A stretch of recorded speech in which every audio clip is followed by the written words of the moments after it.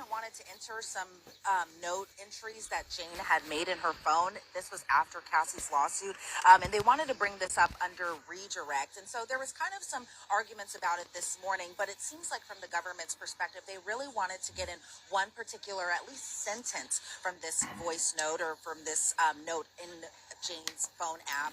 So we got some more testimony from the Diddy trial. More testimony coming out from a Jane Doe. Do we ever know who Jane Doe is? Will this Jane Doe ever be revealed? We have some guesses on who Jane Doe might be, but Jane Doe is again testifying against Diddy. And what will we find out by the end of this testimony? Because so far it's making no sense whatsoever. Just Jane feels like Diddy was cheating. Diddy feels like Jane was cheating. I don't know, guys. I don't know. Where Jane had expressed in December of 2023 that she felt manipulated and she felt obligated to be doing these hotel nights about 98% of the time. The government in their argument this morning was saying this kind of rebuts the cross-examination as far as Jane, as far as the questions that the defense was kind of posing to Jane as far as just her willingness to participate in these hotel nights. But according to the government, they want to use this particular sentence, at least from my understanding of it, just so that way they can kind of help rebut this under redirect. However, they should have possibly introduced this under... Well, seeming like Jane Doe actually loved the Sean Diddy Combs freak off parties from the Sean Diddy Combs trial.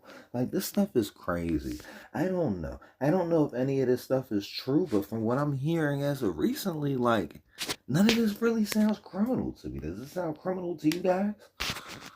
Direct, but I think given where the cross-examination has gone, that they were trying to introduce more exhibits as well too, but it seems like from their perspective that they just wanted that one little piece of sentence because it seemed like the judge didn't want all of these exhibits to be put in under redirect, but the judge said that he'll reserve his ruling as to that one sentence. So we don't know if that sentence will be admitted, if the jury will hear this particular note yet, but I believe that is the answer to your question, and I hope I answered it well.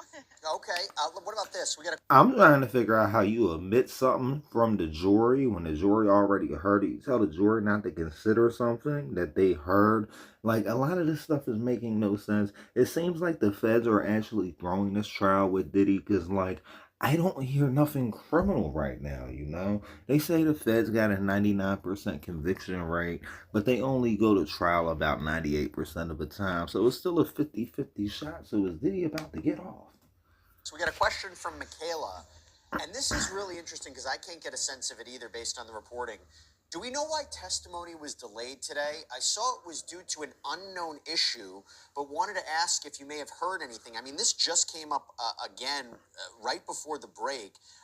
It seems that the judge had even wanted, or the prosecution even wanted, Sean Combs to be a part of this meeting that is... there was some issue that was discussed in the robing room. They have concerns. Do you have any idea what is going on in the judge's chambers? I can tell you exactly what's going on. They got like 20 Jane Does waiting to come out and testify for like a week or two trying to become famous. And they're going to try to become famous even though they're a Jane Doe. So it don't make a lot of sense though. And on top of that, they're trying to kick out every black juror in the Diddy trial because they want Diddy to get found guilty because, you know, these judges is racist. Yeah, well, unfortunately, I have no idea what's going on, and I think a lot of us have been kind of scrambling to figure out what exactly is happening because it seems like from both sides they're being very tight-lipped about this. But from the defense's perspective, Sean Combs wasn't in the back for the conversations that were had in the robing room or the chambers room, and it wasn't being transcribed either, so he wasn't able to follow along. So from the defense's perspective, they wanted to make sure that their client was able to be a part of these discussions. But here's what we do know. And I'm going to wait for the ambulance to pass real quick. Okay, now we're good. But as far as just what we do... So, Elizabeth, it's super loud.